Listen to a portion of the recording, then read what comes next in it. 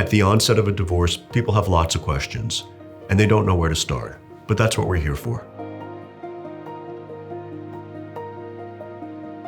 So in New York, when we divide property, we divide it under a system called equitable distribution. We fairly distribute the assets, and that's a three-step process. The first step is classifying the asset, the second step is valuing it, and the third step is distributing it. In a New York divorce, marital property is anything that either one of you acquired from the date of your marriage into the date that somebody starts a lawsuit for a divorce. Separate property is not only anything you had prior to the date of marriage, but if during the marriage you inherited money, when you inherited it, it came to you initially. If you got a gift from a third party, not a gift from your spouse. If your spouse gave you expensive jewelry during the marriage, that's marital property. If your mother gave you expensive jewelry, that would be your separate asset and your spouse would have no claim to it. And the third common category is proceeds from a personal injury lawsuit. And often what happens is separate property can turn into marital property during the course of the marriage if you're not careful.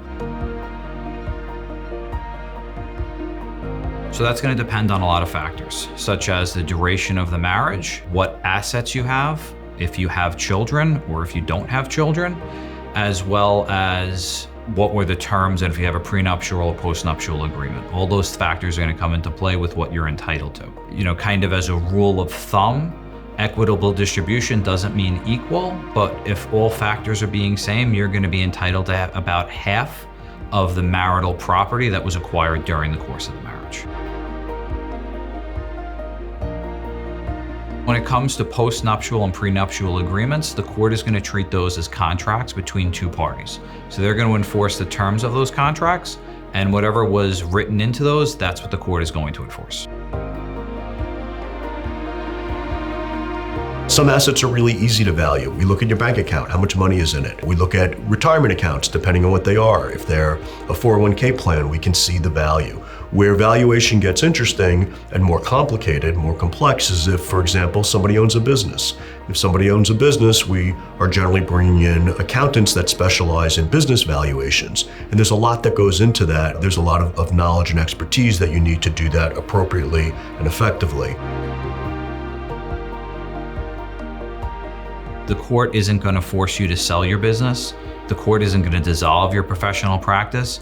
It's in everyone's best interest, your best interest, your spouse's best interest, and your children's best interest for you to be able to continue that business, continue that practice in order to make money to fulfill your other obligations.